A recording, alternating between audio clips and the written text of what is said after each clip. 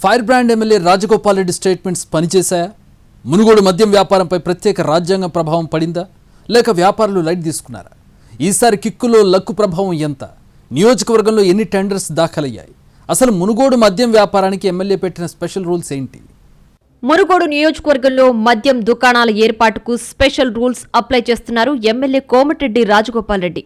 నా నియోజకవర్గం నా ఇష్టం అన్నట్లుగా ఆయన పెట్టిన కండిషన్స్ ప్రభావం తాజా లిక్కర్ టెండర్లపై స్పష్టంగా కనిపిస్తోందట.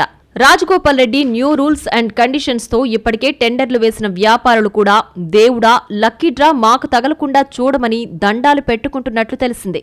ఇక కొత్తగా టెండర్స్ వేయడానికి చాలా మంది వెనకడుగు వేస్తున్నారట.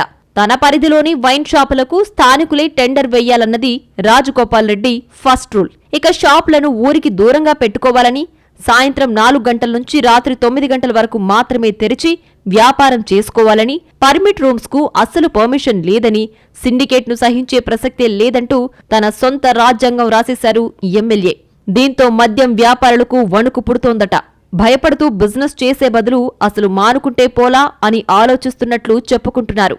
మునుగోడు నియోజకవర్గంలో ఉన్న 29 మద్యం దుకాణాలకు 2023-2025లో 1499 టెండర్లు దాఖలవగా తాజాగా 25 నుంచి 27 కోసం 1000 లోపే వచ్చాయట.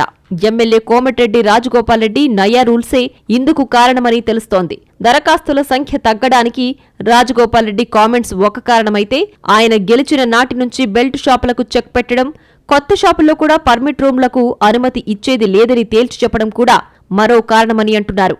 వైన్ షాపులకు అనుబంధంగా బెల్ట్ షాపులు, పర్మిట్ రూమ్స్ నడిస్తేనే లిక్కర్ వ్యాపారం సవ్యంగా ఉంటుందని అంటున్నారు వ్యాపారులు. కానీ రాజగోపాల్ రెడ్డి గెలిచిన నాటి నుంచి నియోజకవర్గంలో బెల్ట్ షాపులు మూతపడ్డంతో లిక్కర్ వ్యాపారుల గల్లా పెట్ట కళ తప్పిందట. ఇక కొత్తగా వచ్చే షాపులకు పర్మిట్ రూమ్స్ ని కూడా అనుమతించకపోతే తూర్పుకు తిరిగి దండం పెట్టాల్సిందేనని అంటున్నారు లిక్కర్ వ్యాపారులు. ఇక్కడ బెల్ట్ షాపులను మూసివేయడంతో నియోజకవర్గ సరిహద్దు గ్రామాల్లో బెల్ట్ షాపుల డైలీ క్యాష్ కౌంటర్ మునుగోడు నియోజకవర్గంలోని మెయిన్ వైన్స్ షాపుల కంటే ఎక్కువగా ఉన్నట్లు చెబుతున్నారు.